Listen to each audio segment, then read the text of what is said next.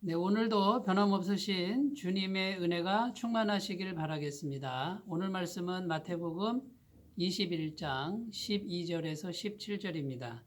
예수께서 성전에 들어가사 성전 안에서 매매하는 모든 사람들을 내쫓으시며 돈 바꾸는 사람들의 상과 비둘기 파는 사람들의 의자를 둘러 엎으시고 그들에게 이르시되 기록된 바 내 집은 기도하는 집이라 일컬음을 받으리라 하였거늘 너희는 강도의 소굴을 만드는도다 하시니라. 맹인과 저는 자들이 성전에서 예수께 나아오매 고쳐주시니 대제사장들과 서기관들이 예수께서 하시는 이상한 일과 또 성전에서 소리질러 호산나 다윗의 자손이여 하는 어린이들을 보고 노하여 예수께 말하되 그들이 하는 말을 듣느냐. 예수께서 이르시되 그렇다 어린 아기와 젖먹이들의 입에서 나오는 찬미를 온전하게 하셨나이다 함을 너희가 읽어본 일이 없느냐 하시고 그들을 떠나 성 밖으로 베다니에 가서 거기서 유하시니라. 아멘. 이번 한 주간을 고난주간이라고 합니다. 고난주간이라는 의미는 예수님께서 십자가에 못 박히신 그 한 주간을 의미합니다. 예수님께서는 어제죠. 주일날 나귀를 타고 예루살렘 성에 들어가시고 한 주간을 예루살렘에서 지내십니다. 수많은 질문과 논쟁과 고난을 당하시고 금요일날 십자가에 못 박혀 죽으신 후에 토요일에 무덤에 장사되시고 이제 돌아오는 주일날 다시 부활하시게 되는 것이죠. 그 예수님의 고난을 기념하면서 그 고난 주간을 우리는 정말 뜻깊게 보내고 있는 것입니다. 이번 한 주간 말씀은 예수님의 그 고난을 묵상하면서 고난 주간 말씀을 함께 나누려고 합니다. 그래서 오늘은 월요일인데 예수님께서 월요일 날 예루살렘에 올라가셔서 하신 일들 중에 한 내용을 같이 생각해 보려고 합니다. 오늘 본문 말씀의 내용은 예수님께서 성전에 들어가셔서 성전을 깨끗게 하시는 그런 말씀입니다. 예수님께서 오늘 본문에 보면 무척 화가 나셨습니다. 매매하는 모든 사람들, 매매한다는 것은 장사한다는 것이죠. 그 사람들을 내쫓으셨다 이렇게 기록합니다. 내쫓았다 이 뜻은 귀신을 내쫓다라는 표현에 쓰는 그 단어입니다. 정말 단호하게 내쫓으신 것이죠. 돈 바꾸는 사람, 비둘기 파는 사람들의 상을 둘러 엎으셨다 이렇게 기록합니다. 많이 화가 나셨는데 왜 그러셨을까요? 성전 안에 장사하는 사람들이 가득했습니다. 이 장사는 엄청난 이익이 남는 장사였습니다. 성전 안에 있는 비둘기 값은 시중의 비둘기 값보다 80배나 비쌌다고 합니다. 이 비둘기로 가난한 백성들이 정말 가난한 형편에 비둘기를 사서 그 피를 흘려서 하나님께 제사를 드리는 것이죠. 성전 안에서 비둘기를 사지 않을 수 없었습니다. 하나님의 백성이라면 언제든지 하나님께 짐승으로 제사를 드려야 했기 때문입니다.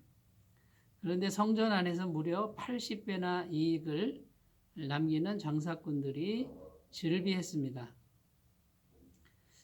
성전 안에서 사용되는 돈은 유대 동전만 사용됐습니다. 시중에는 그때 당시 로마의 식민지였기 때문에 로마 동전만 사용했습니다. 그럼 로마 동전을 성전에 와서는 유대 동전으로 바꿔야 되는데 이 돈을 바꾸면서 또 엄청난 이익을 남겼습니다. 그 돈이 대제사장 또 제사장에게로 그 이익금이 고스란히 들어갔고 또 제사장들은 로마 정부와 결탁이 돼서 수많은 금품이 로비 활동으로 쓰였다라는 것이죠. 이런 일들이 있었던 그 핵심 장소가 성전이었습니다. 하나님의 거룩하신 성전 안에 인간의 탐욕과 정치와 물질주의와 상업주의가 판을 치고 있었다라는 것이죠. 죄 없으신 예수님, 거룩하신 하나님이신 예수님께서 성전에 들어가셔서 그것을 그냥 두실 리가 없습니다. 그래서 예수님은 그 모든 사람들을 과감하게 내쫓으셨습니다. 여러분, 만약에 여러분이 그때 당시에 제사장이었고 그 다음에 로마 정부였다 그러면 이렇게 행하는 예수님을 가만둘 수가 있겠습니까? 엄청난 이익이 생기는 그 현장을 다 무너뜨린 시골에서 온 젊은 청년, 예수라는 청년을 그냥 둘 수가 없는 것입니다.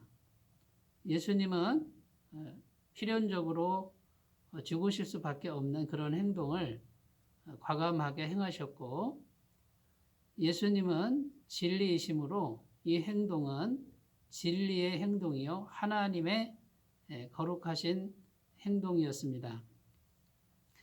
그래서 세상의 탐욕과 물질주의에 물든 사람들은 오늘날에도 진리를 죽여버립니다. 진리가 자기들 앞에 있는 것이 불편한 것이죠. 결국은 로마의 정치범으로 모함을 해서 십자가에 죽이실 수밖에 없는 그런 결과가 발생했다라는 것입니다. 자, 고난주간 첫째 날을 맞이하는 우리에게 하나님은 성전의 거룩함에 대해서 우리에게 말씀을 주고 계십니다.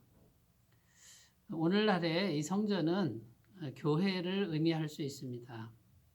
여러분, 우리들의 교회는 과연 어떠합니까? 내가 속한 교회는 과연 정말 깨끗하고 하나님 보시기에 거룩한 교회의 모습을 하고 있습니까? 그런 교회가 되려면 우리는 어떻게 교회를 지켜야 될까요? 첫 번째는 교회의 세속화를 단호하게 물리쳐야 합니다. 교회 안에서 장사하고 그것으로 이익을 남기는 그 어떤 행위도 있어서는 안 될 것입니다. 물질주의라고 하는 것은 물질이 모든 것의 목적이 되고 모든 것의 주인이 되는 것을 말하는 것이죠. 세속화된 교회는 교회가 잘 되고 있는 것을 어떻게 평가하냐면 헌금이 많이 나오는 것, 교회 출석 인원수가 많은 것, 이런 것으로 평가를 한다는 것이죠. 이미 이것은 물질주의에 물든 사고방식이라고 할 수 있습니다. 참된 교회는 헌금 액수가 얼마나 모이느냐 이거보다 얼마나 많은 그 헌금을 선교하고 구제하고 선행하는 데 쓰고 있느냐, 사용하고 있느냐로 평가돼야 될 줄로 믿습니다. 얼마나 많은 사람을 긁어 모으느냐가 아니라 한 영혼의 소중함을 위해서 정말 진리의 말씀으로 애쓰고 힘쓰고 있느냐, 이것으로 평가되어야 될 줄로 믿습니다. 자, 두 번째, 교회의 깨끗함과 거룩함을 위해서 오늘 말씀은 기도가 충만해야 된다고 말씀합니다. 오늘 말씀 예수님께서는 내 집은 만민의 기도하는 집인데 너희가 강도의 소굴을 만들었다, 이렇게 선포하셨습니다. 가난한 백성들의 고효를 뽑아서 자신의 배를 불리고 자신의 정치적 입지를 유지하려고 하는 그 사람들은 틀림없는 강도였습니다. 그런데 성전은 어떤 사람도 하나님께 와서 마음껏 기도할 수 있는 집이 되어야 한다라고 말씀합니다. 사랑하는 여러분, 우리 교회는 어떠합니까? 여러분들이 속한 교회는 정말 누구나 와서 진실된 마음을 하나님께 내려놓고 기도하는 그런 거룩한 기도의 처소입니까?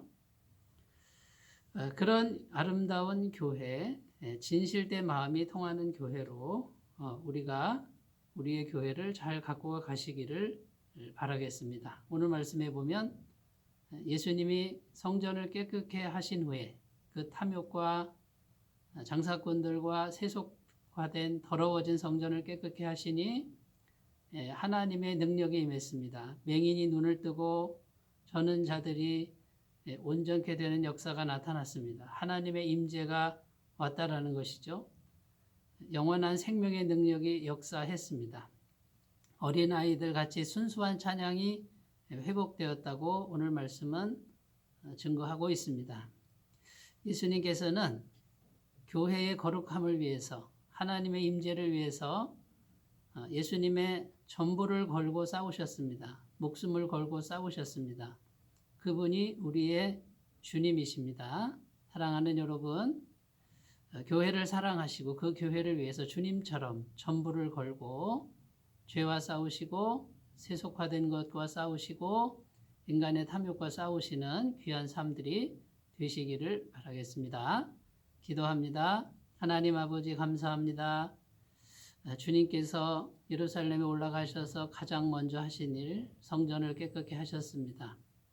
우리도 교회를 깨끗게 할 수 있도록 도와주시고 우리의 마음에 스며들어 있는 상업주의나 물질주의나 탐욕이나 그 어떤 것도 다 내어쫓고 거룩하신 주님의 말씀과 성령의 임재로 충만할 수 있도록 도와주시옵소서. 예수님의 이름으로 기도드립니다. 아멘. 주님의 임재가 충만하시기 바라겠습니다. 감사합니다.